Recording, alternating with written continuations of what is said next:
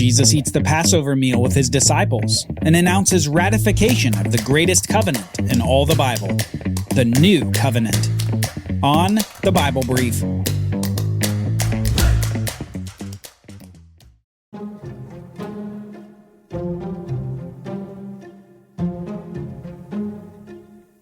Behold, the days are coming, declares the Lord, when I will make a new covenant with the house of Israel and the house of Judah. Not like the covenant that I made with their fathers on the day when I took them by the hand to bring them out of the land of Egypt, my covenant that they broke, though I was their husband, declares the Lord. For this is the covenant that I will make with the house of Israel after those days, declares the Lord. I will put my law within them, and I will write it on their hearts. And I will be their God, and they shall be my people. And no longer shall each one teach his neighbor and each his brother, saying, Know the Lord.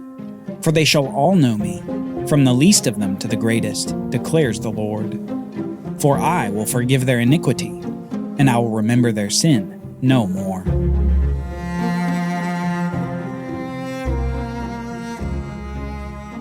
Judas Iscariot has been busy.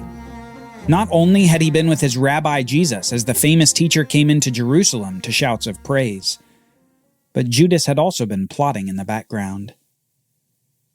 Judas was one of the 12, one of the special 12 disciples that Jesus specifically called into closer fellowship with him, and to whom he gave special authority. These 12 not only followed Jesus for most of his public ministry, walking with him, eating with him, and listening to him, but they were also sent out by him. In fact, for a period of time, the 12 were sent by Jesus to proclaim the gospel throughout towns and villages of Judea. These men were chosen, and yet Judas was different. Judas Iscariot had a greed problem and an honesty problem. Judas was in charge of the money bag for the ministry of Jesus and the 12. And not unlike a modern nonprofit, Jesus had generous supporters of his ministry, and when people gave, the money was given to Judas Iscariot. He was to keep charge of it and to use it as needed for supporting the ministry. And yet, Judas didn't do what he was supposed to do. In fact, just before they came into Jerusalem this week, Judas questioned the use of a valuable ointment that a woman used to worship Jesus. He reasoned publicly that the ointment should have been sold and the proceeds given to the poor. But Jesus rejected this notion. Judas's apparent pragmatism got in the way of worship of Jesus.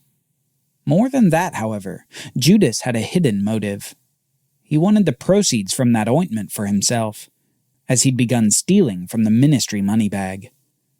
Greed had seeped into Judas's heart, and within days, greed would be his downfall. The Passover meal has come, and the group is assembling to commemorate the great event from 1,500 years prior, that monumental night where bloodshed protected from bloodshed, where a lamb's blood saved the firstborn of every Israelite home. The disciples Peter and John had made most of the preparations. According to the command of Jesus, they'd found a location for the disciples to eat the meal in this upper room in Jerusalem. And these two disciples had ensured all the necessary elements were at the feast. They also were likely the ones responsible for procuring the sacrificial lamb that would be eaten that night. A lamb that was to be slaughtered and roasted, with not a bone broken in the process. The disciples finally arrived in the room to eat the meal, and there were almost certainly readings from the Hebrew Bible to remember the miraculous deliverance of the people of Israel from bondage. Jesus and his disciples soon began to eat this meal of lamb, unleavened bread, and bitter herbs. No doubt there was a tension in the room based on some of Jesus' comments in the prior days.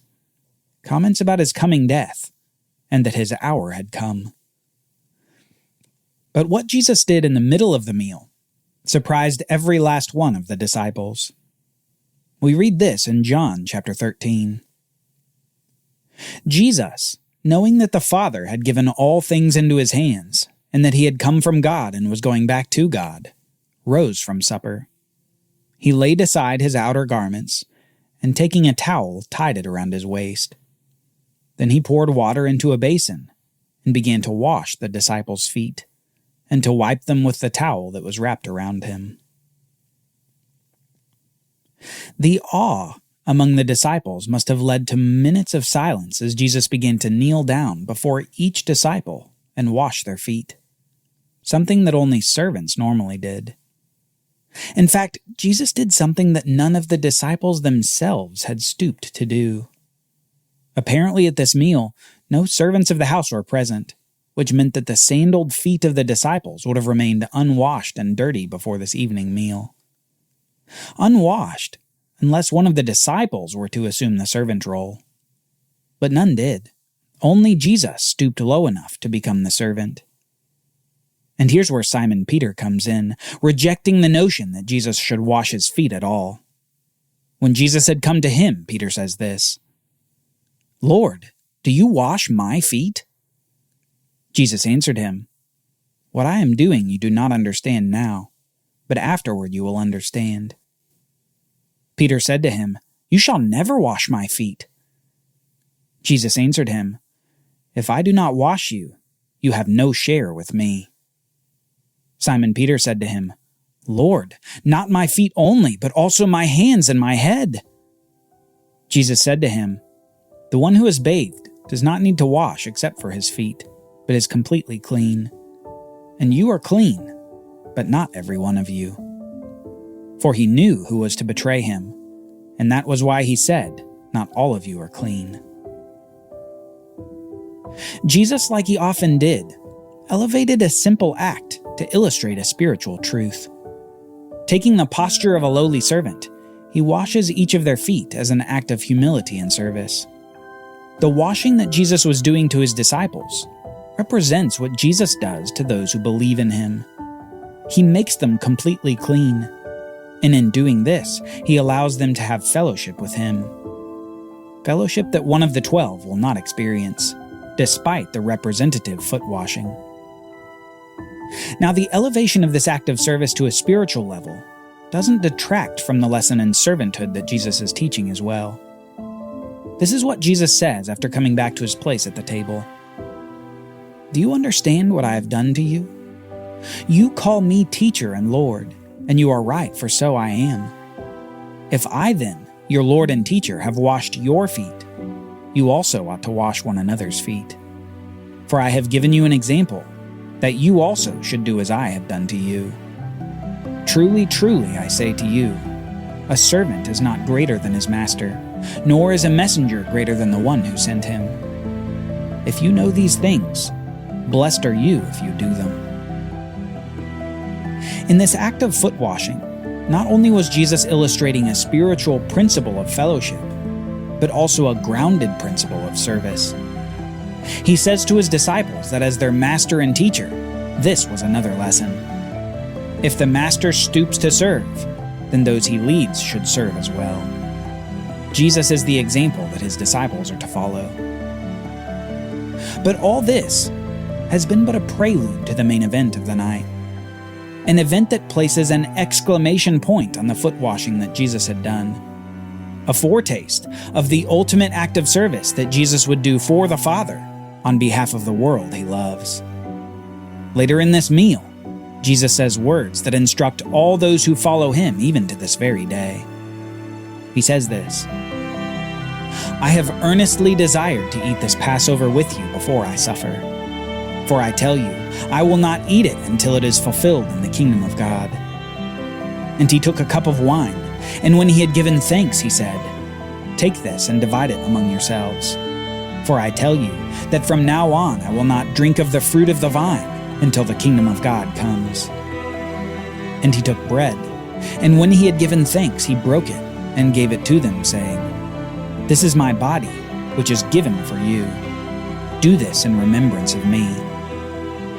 And likewise, the cup after they had eaten, saying, "This cup that is poured out for you is the new covenant in my blood." The minds of the disciples must have been racing, with hearts that felt like they were beating outside their chest. Jesus had just announced something that had been the hope of their people for centuries. He announced nothing less than that the new covenant that had been most clearly described by Jeremiah 500 years before The new covenant was about to be ratified by Jesus himself. Somehow Jesus would usher in a new era, an era hinted at by Moses and further explained by later prophets. Jesus would make a beginning for his people with the new covenant, a covenant where they would come back to God with true hearts of knowledge and love for God, a covenant in which God would forgive their sins and remember them no more. The Messiah himself would make the new covenant. And yet, the gravity of the words Jesus used must have taken the disciples' breath away. He didn't just announce the new covenant, but he said it would be ratified in his blood, with his broken body. Surely a few of the disciples glanced at the remains of the slain and roasted Passover lamb before them, and then glanced back at Jesus. Their rabbi, the Son of God, was going to be slain as a sacrifice, and this bread and wine would represent that very sacrifice. Within the Passover meal would be this meal of bread and wine, a remembrance of what Jesus was about to do. Then, as they continued to look at Jesus, they saw his face darken as he looked troubled, and the tension in the room heightened further. Truly, truly, I say to you, one of you will betray me. The disciples looked at one another, uncertain of whom he spoke. And one of the disciples asked, Lord, who is it? Jesus answered, It is he to whom I will give this morsel of bread when I have dipped it. So when he had dipped the morsel, he gave it to Judas Iscariot. Then, after Judas had taken the morsel, Satan entered into him. Jesus said to him, What you are going to do quickly.